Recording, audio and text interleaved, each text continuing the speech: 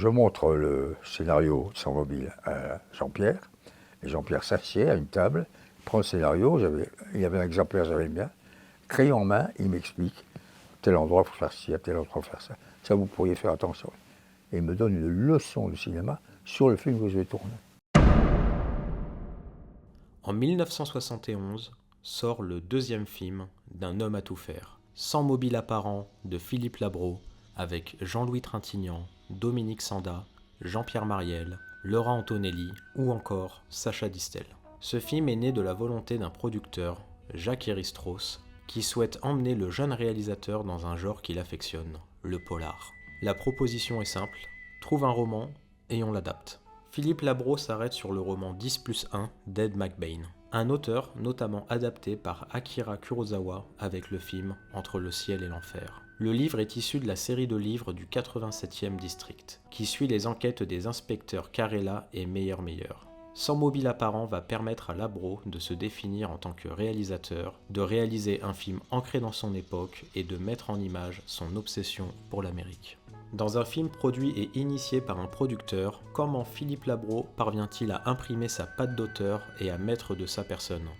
22 Henry. Il y en a des milliers comme ça en France. Ça va pas être facile. Bienvenue dans Adaptation.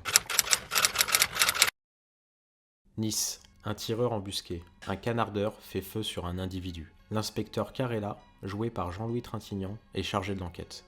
Tandis qu'il bloque sur ce meurtre, le canardeur continue de tuer des gens, a priori sans mobile apparent. Simple, efficace. L'adaptation d'une pure série noire américaine était une évidence pour Philippe Labro, qui a fait ses études aux États-Unis, écrit plusieurs livres sur le pays et couvert plusieurs de ses événements clés, comme l'assassinat de JFK pour France Soir. Même en France, ses accointances avec l'Amérique se manifestent à travers ses relations connues. Que ça soit son amitié avec Jean-Pierre Melville, le plus américain des Français, ou son activité de parolier pour Johnny Hallyday.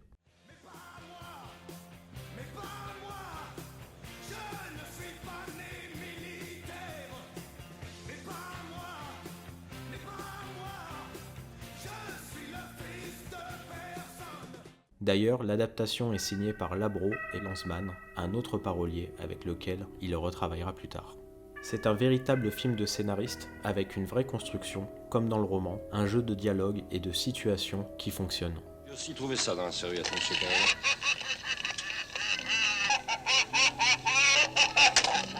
Un humour pince sans rire qui parfois traverse plusieurs scènes et instaure des éléments que l'on retrouvera plus tard, comme cette introduction où le personnage de Trintignant sort subitement son arme sur le bateau qui le dépose. Réflexe qui reviendra. C'est rarissime, selon moi, qu'un très grand artiste, c'est un grand artiste, Jean-Pierre Melville, c'est un génie, c'est le plus grand réalisateur de sa génération, donne à un inconnu, enfin on n'était plus inconnus, on se connaissait et on s'appréciait, on s'aimait, lui donne son savoir-faire, son expérience. Il est arrivé plusieurs fois que Labro demande des conseils à Melville. Ce dernier s'était même proposé de venir sur le tournage à Nice pour assister Labro. Sacré mentor. À la manière d'un film de Melville, on retrouve certaines influences américaines, comme l'utilisation de ce contexte urbain que les Américains maîtriseront mieux que quiconque la même année avec des films comme Dirty Harry ou French Connection. Ou encore certains détails comme les volets lors de cette scène, ou même le modèle américain du revolver de Trintignant et que la police française n'a jamais utilisé.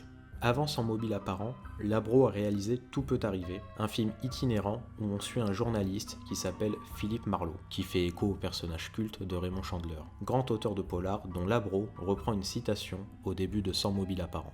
Cet univers n'est jamais bien loin, comme vous pouvez le voir. D'ailleurs, nous avions pu lui demander quels étaient ses polars préférés. Raymond Chandler, The Long Goodbye, Le Grand Sommeil, Big Sleep. Il y a Dashiell Hammett, La Moisson Rouge. Il y a James McCain, Le Facteur sonne toujours deux fois, mais aussi deux autres de ses livres. Il y a Horace McCoy, On achève bien les chevaux. Mais en France aussi, il y a des très grands polars. Jean-Patrick Manchette. Manchette est un très grand auteur de polar, avec deux chefs-d'œuvre qui s'appellent Le Petit Bleu de la Côte Ouest et La Position du tireur couché. Déjà, ces deux titres extraordinaires. Il n'empêche que Sans mobile apparent est un film français qui se passe bel et bien en France. Labro transpose donc l'action à Nice et fait de l'inspecteur Carella le personnage principal, alors que dans le livre, il faisait équipe à part égale avec Meyer. Il étoffe même le personnage en lui donnant plus de profondeur, tout en conservant son aspect froid et professionnel, renforçant son caractère antipathique. On se voit demain? Où ça? Chez moi? Bon, d'accord, chez toi. Tu m'invites à déjeuner? Oui. Je t'embrasse à demain. Ça, c'est moi qui le garde. Un rôle parfait pour Trintignant qui arrive à construire un personnage avec ses petites manies.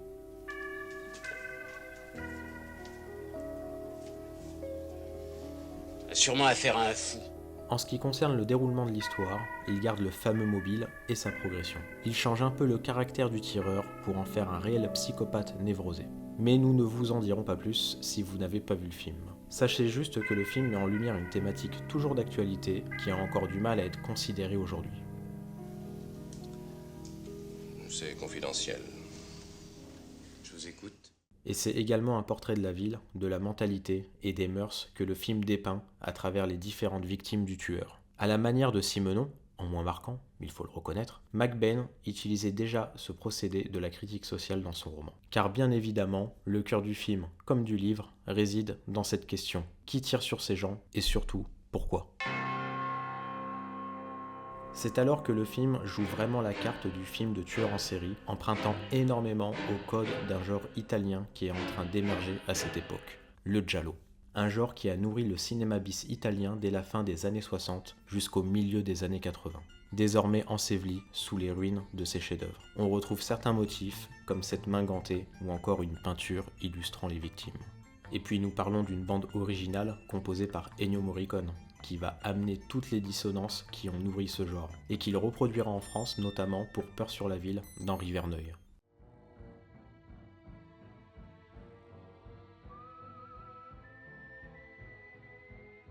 De toute évidence, le rôle de Trintignant fait écho à un autre film sorti 2 ans plus tôt, Z, de Costa Gavras, une adaptation dont nous vous avions parlé dans une précédente chronique. Son personnage de juge d'instruction, qui lui a valu le prix d'interprétation à Cannes, est transformé en inspecteur ici, dont la seule motivation est de découvrir la vérité.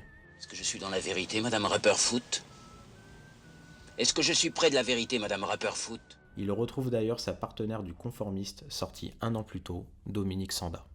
Quand on s'intéresse à Philippe Labro et ses 1000 vies, certains moments forts reviennent plus que d'autres, comme la guerre d'Algérie, qu'il raconte dans Des feux mal éteints, ou son parcours américain qu'il décrit dans plusieurs livres, dont le plus connu est L'étudiant étranger, même si votre serviteur a une préférence pour sa suite, Un été dans l'Ouest. Un des événements marquants que Labro a traversé est l'assassinat de JFK à Dallas en 1963, qu'il a couvert pour France Soir. Quand on voit Sans mobile apparent et son tireur embusqué qui tue des gens, il est impossible de ne pas faire ce lien. Même si le réalisateur ne l'a pas confirmé, nous pensons que cela a dû jouer lorsqu'il a choisi un roman à mettre en image, parmi tous ceux du catalogue de la série noire à sa disposition. À noter que cela traverse même ses autres films. Par exemple, La fin de l'héritier, son film suivant, s'inspire clairement de la mort de Lee Harvey Oswald à laquelle Labro a assisté. Il est important de mentionner que Labro n'a jamais adhéré à la théorie du complot, il faut lire son livre « On a tiré sur le président », et qu'il croit plutôt à la tragédie inexpliquée, une thèse qu'il a essayé de mettre en image dans Le hasard et la violence. Mais bon, comme il le dit lui-même, C'est mon bide. De ma carrière de cinéaste, je considère que c'est un bide.